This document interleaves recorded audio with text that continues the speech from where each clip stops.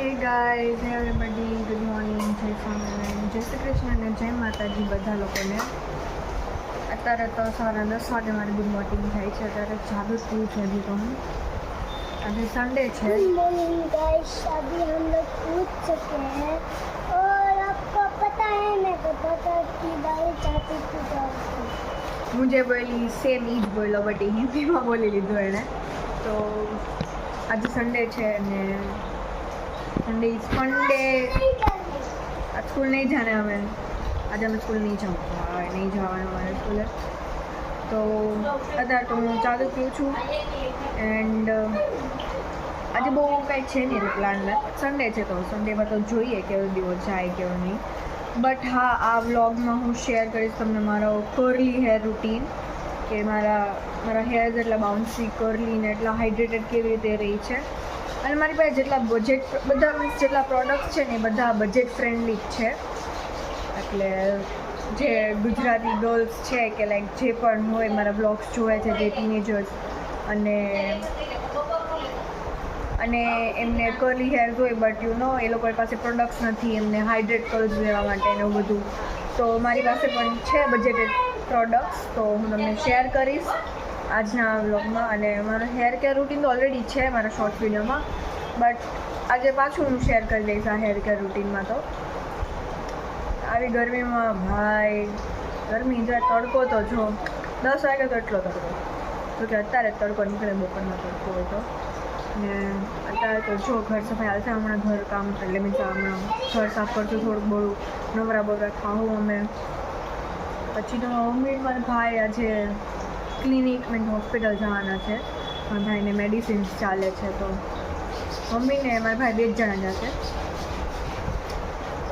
કારણ છું તો ગાઈઝ મારા ફ્રેન્ડ અત્યારે 1:15 વાગ્યા છે ને અત્યારે અમારા બપોરનો જમવાનો ટાઈમ થઈ ગયો છે. આજે મમ્મીએ બનાવ્યું છે દાળ ભાત શાક રોટલી, જેમાં આજે સૂકી ચોળીનું શાક, ભાત ને દાળ ને કેરી ને ગરમ ગરમ રોટલી છે. જો સૂકી ચોળીનું શાક, દાળ ભાત ને રોટલી ગરમ ગરમ બનાવે છે.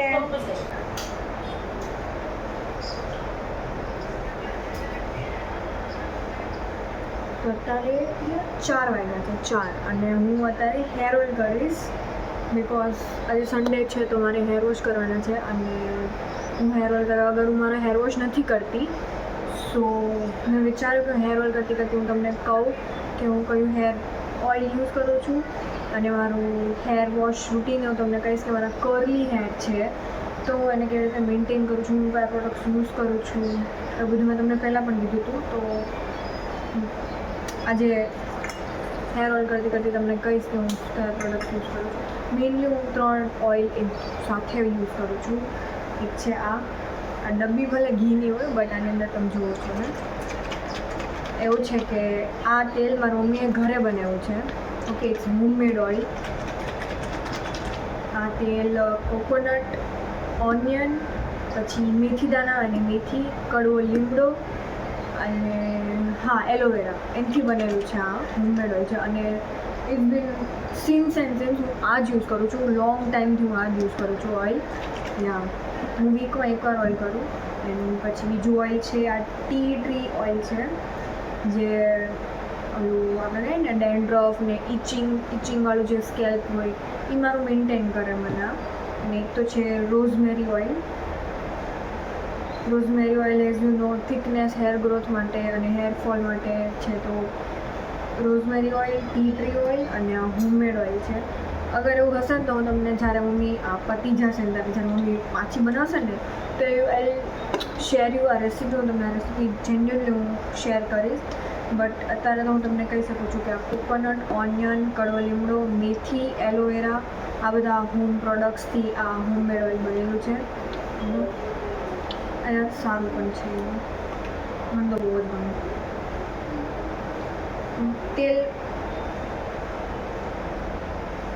તેલ નાખવું હોય થોડાક માટે, હું બહુ લોંગ ટાઈમ માટે તેલ નથી લાગતું માથામાં. હું કાકા પ્રકારનું બધા તેલ મિક્સ કરું પછી નાખું. આ હોમમેડ ઓઇલ છે ને એ તો બહુ થીક ઓઇલ છે, પછી જો આ તેલ લીધું મેં હોમમેડ ઓઇલ, એમાં 2 ડ્રોપ્સ કે 3 ડ્રોપ્સ જ નાખવાના. આ રોઝમેરી ઓઇલ છે.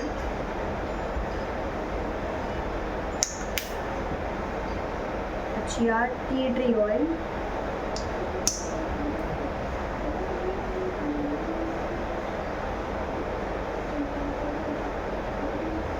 ટી ટ્રી ઓઇલ તો સારું જ છે એમ તો બહુ કાંઈ છે નહીં. ઓલરેડી મારા વાળ કોમ કરી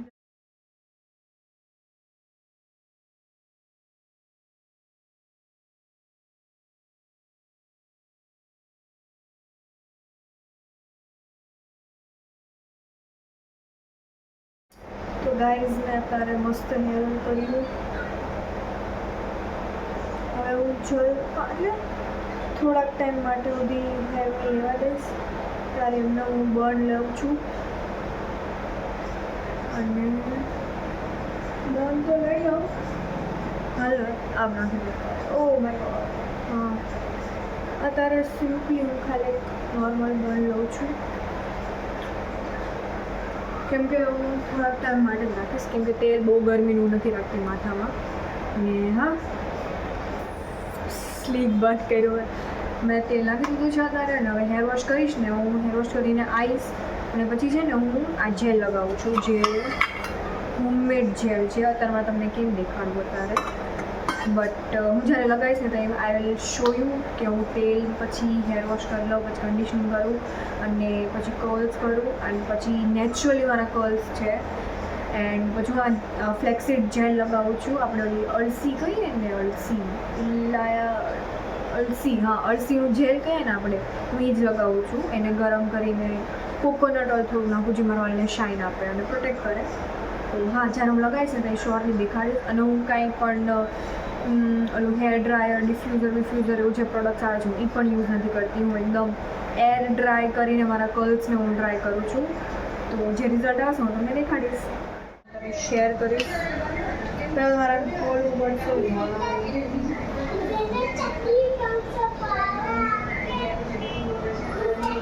So guys,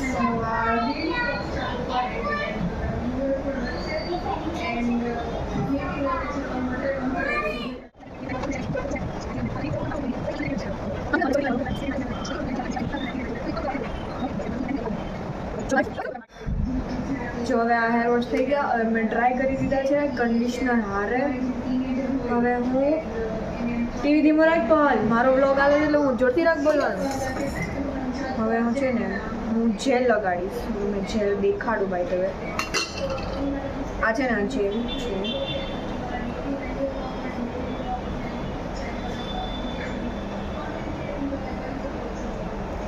આ હવે મારે તમને આમ કેમ દેખાડવું, ઇફ યુ કેન જુઓ તો તમે કેટલા ટાઈમથી યુઝ કરું છું.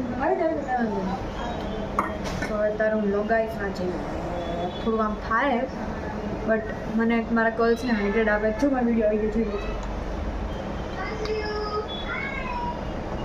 હવે હું આને આવી રીતે લગાવીશ અને આવી રીતે હું આને સ્ક્રંચ કરી લઈશ. તો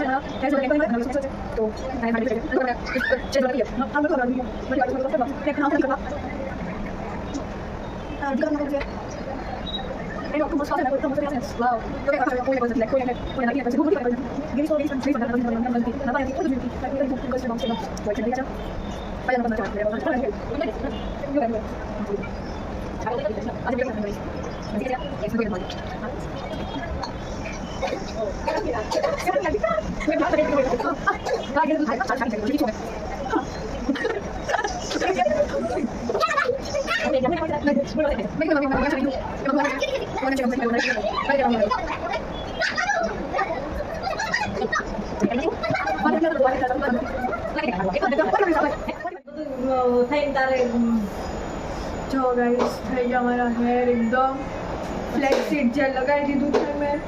હવે આને છે ને જમવા પાસે છે ને કાંઈ નથી ઓલું આપણે કહીએ ને ડિફ્યુઝર અને હેર ડ્રાયર ને બધું આવે ને હીટ બીટ પ્રોડક્ટ હું કાંઈ યુઝ નથી કરતી. અને મમ્મી મને અલાઉડ નથી કરતી, લઈ નથી દેતા. જો કે કંઈ લઈ દે તો હું યુઝ નહીં કરું. હું એર ડ્રાયર રાખીશ મારા હેર માટે.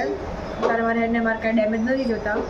તો અત્યારે તો જો વાળ આવે છે ત્યારે વિના છે. હવે એર ડ્રાય થશે ને એટલે ગરમી થઈ જશે. ત્યાં સુધી આપણે વાટ જોઈએ. વાટ તો જ જોવાની. જો મમ્મી શાકભાજી સુધારે એટલે આપણે બટેટા પૌવા બનાવવાના છે આજે, અને હું બનાવીશ ટેમ્પટિંગ. મેં બનાવ્યા છે એટલે ટેમ્પટિંગ જ લાગશે.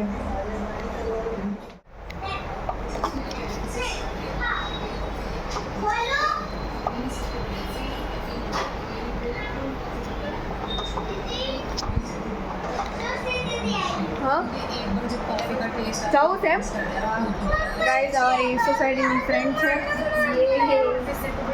મારી બેસ્ટ ફ્રેન્ડ છે સોસાયટીના. હવે અમે બે સ્ટેશનરીએ જઈએ, અત્યારે કામ છે ત્યારે. મમ્મી હું સ્ટેશનરીએ જાઉં તો સ્ટેશનરી મમ્મી ને હું બે ડિનર કરીએ. અને તો ગાઈઝ મારા હેર્સ હવે એકદમ ફૂલ્લી ડ્રાય થઈ ગયા છે, એકદમ એર ડ્રાય કર્યા છે મેં. તો હું તમને મારા વાળ દેખાડી શકીશ, તમે જુઓ. બટ મારા અત્યારે વાળ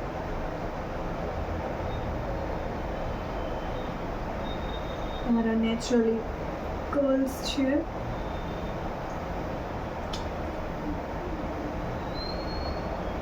મારા નેચરલી કર્લી હેર છે. મેં કોઈ એકદમ એક્સપેન્સિવ પ્રોડક્ટ્સ યુઝ નથી કર્યા, ના કે મેં એકદમ કેમિકલવાળા પ્રોડક્ટ્સ યુઝ કર્યા, નહીં. મેં ખાલી શેમ્પૂ, કન્ડિશનર અને તમે જોઈતું હોય તો એ ફ્લેક્સસીડ જેલ છે, મેં બસ એ બે વસ્તુઓ જ યુઝ કરી હતી. અને જો અગર મારી જેવી જે છોકરીઓ હોય એને એવું થતું હોય કે ભાઈ મારા નેચરલી કર્લ્સ છે અને મારી પાસે મોંઘા પ્રોડક્ટ્સ લેવા માટે બજેટ નથી, કે ભાઈ હાર્શ કેમિકલ યુઝ નથી કરવા, તો તમે મેં કીધું એમ તમે ફ્લેક્સીડ યુઝ કરી શકો છો, અને કન્ડિશનર ને શેમ્પૂ. રિઝલ્ટ બહુ જ સારું આવે છે. હા મારે તો નેચરલી છે ને રહે છે, પણ હું આફ્ટર એવરી 3 days વોશ કરી દઉં છું, એટલે કંઈ પ્રોબ્લેમ. સાથે હું એન્ડ કરીશ આજના વ્લોગને.